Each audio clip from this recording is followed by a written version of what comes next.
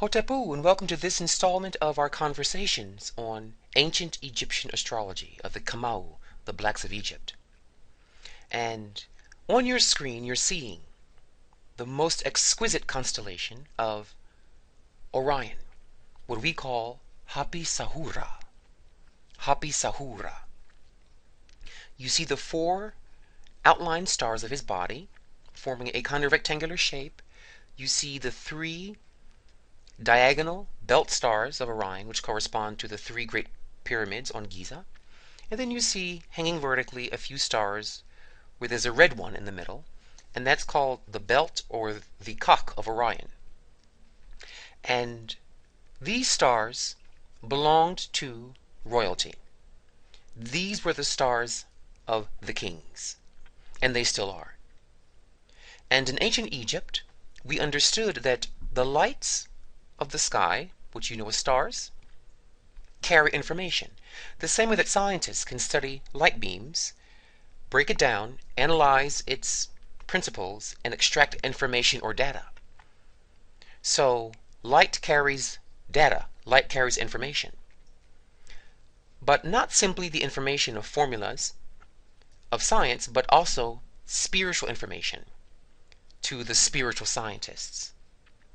So whenever we look at our calendars, our stars, we think of what's called the Ujati.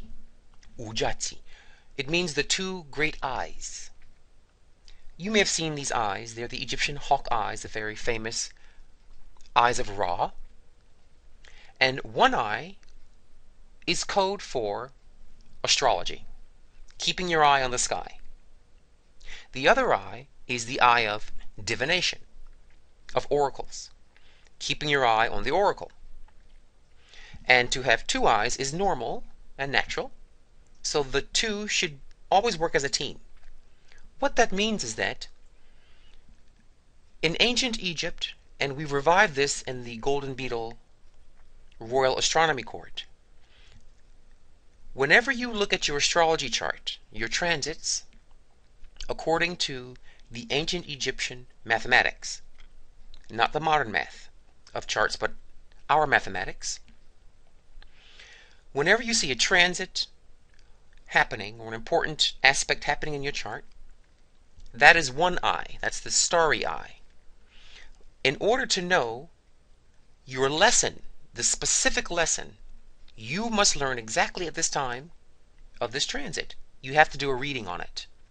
So we cast the African chain, the African shells, and we ask, what is the lesson that this person must learn at this transit in their chart? This is because, sure, let's say you have your Sebec return, your Mercury return, and that can mean several things based upon the planet Sebku, or Mercury, its houses, its lordships, its aspects and angles, etc. And any competent astrologer can interpret the basic parameters of what that means. But we can't be general, because your life is not general, it's specific.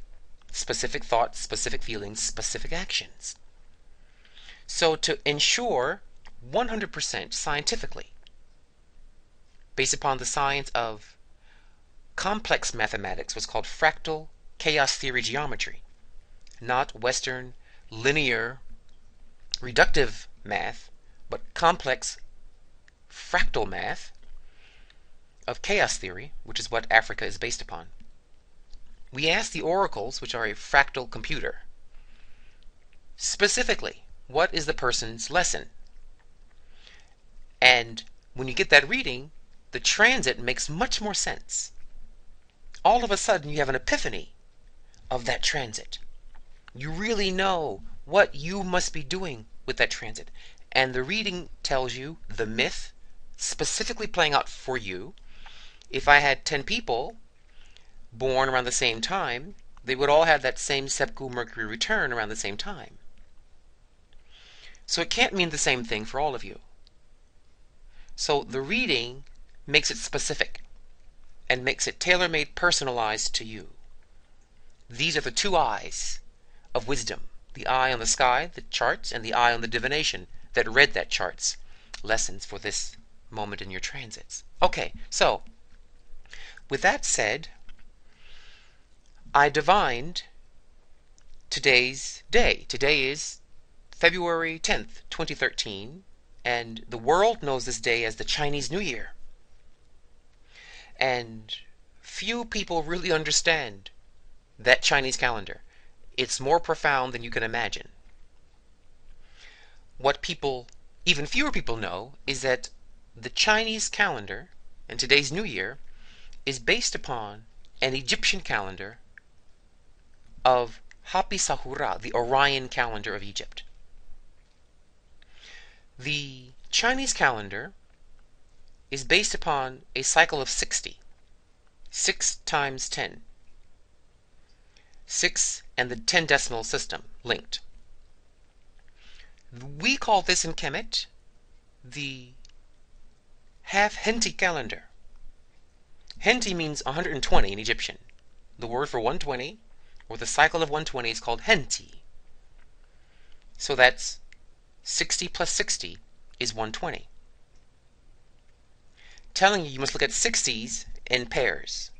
They come as electromagnetic pairs, as yin and yang pairs, not single blocks of 60, but 60 on the electric side, or the yang side, and then its yin magnetic counterpart, the other 60.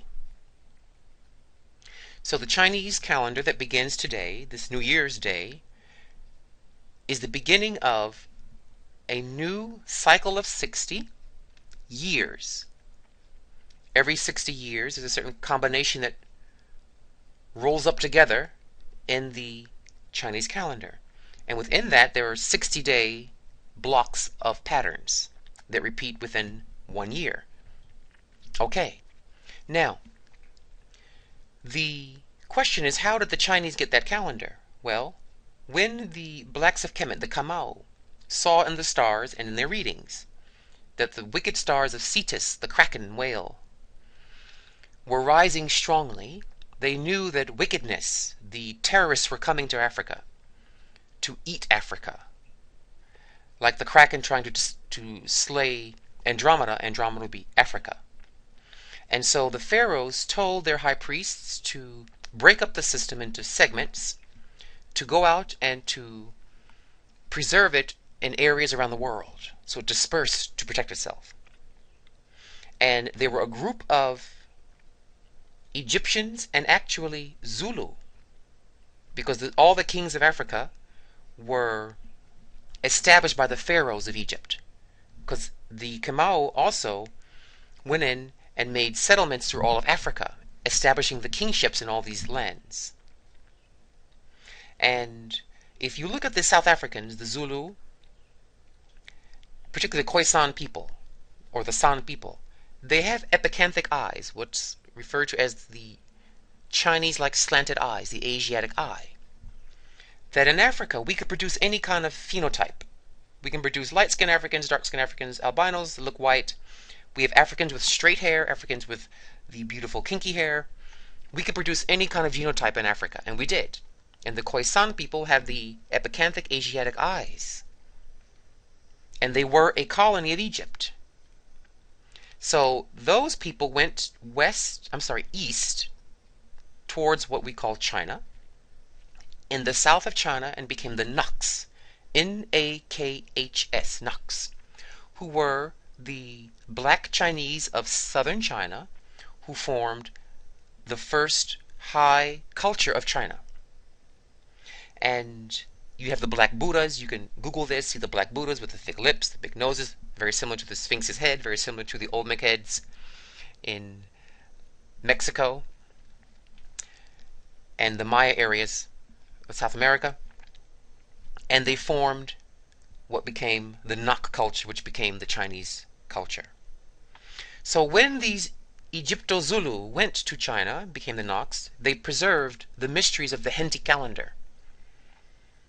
And now the Chinese people overall have embraced that calendar, and we wish to thank them for preserving it for us in Africa and making sure it stayed alive. Now, in conclusion, in this final segment, what I wish to now bring together is today is the Chinese or the Nak calendar or the Egyptian Hinti calendar New Year. And I asked the gods, what is the lesson to express to the people about the goal for this New Year cycle of the Hinti? And they said that teach them about taboos. Taboos. Every one of you has your taboo. Every animal in nature has a taboo. Cats don't like water, so water is taboo to cats. Birds are supposed to fly, so having them in cages is a taboo to the nature of birdness. Fire is taboo to water. You see, everything has rules and a safe space that should not be violated. And you have that too. For example, you may have a mate that simply doesn't like when you leave the toothpaste cap off. No, it's not that deep. Don't sweat it. Just put the cap on. That's their taboo. And until they work on that, if it's not too crazy, you can adapt to that. So everyone has taboos. Everything has taboos. Most importantly, though, the gods have taboos. The Neteru have taboos. What we call the gods, the deities. And by gods or deity, what I mean is specifically your talents. You have a talent for being a warrior, a talent for fighting for yourself. Every animal has their inner warrior. Every creature has their inner warrior. So nature has talents and you have similar talents. And in order for you to become a fully actualized gay man, for our community to become fully balanced, fully wise and enlightened, these beautiful stars sent on their beams of light the message. You must all learn the taboos of the gods. The taboos that impede our genius, impede our common sense, impede our wisdom. So we're not having unsafe sex, we're not killing ourselves with drugs and alcohol. We're not allowing hetero-bullying to infiltrate our minds to make us feel inferior spiritually and socially. It's not going to sink into making us depressed and suicidal. To be able to fend off all of those invasions, you have to respect the gods within yourself, the deities, the Neteru. And the first step, they say, for this year is learn their taboos. Don't anger the divine. Don't anger the divine principles inside of yourselves and the community. So I've attached to this podcast a document which outlines the Golden Beetle list of the 18 laws, which are the 18 geniuses in you that will bring our community enlightenment, peace, power, wealth, land, prestige, and social force. This system is not just for sitting on the armchair being a philosopher. The goal of the Golden Beetle is to empower the community, the gay community. And since 2012, the new movement is a spiritual gay movement now. And the Golden Beetle system and African systems and Native American systems are going to be at the forefront of that revolution. So, read the document, digest it, let it in, and analyze the taboos listed. And try to make today in particular, because it's a tipping point in the fractal of this calendar, today's a butterfly effect. The smallest thing done will have gigantic consequences. And if you plant a small positive seed today on this idea of not violating the taboos of your spiritual inner integrity, then it will have great vast ripples for the next year. And try to honor the boundaries of your spiritual self and don't break the taboos of the divine principles within you.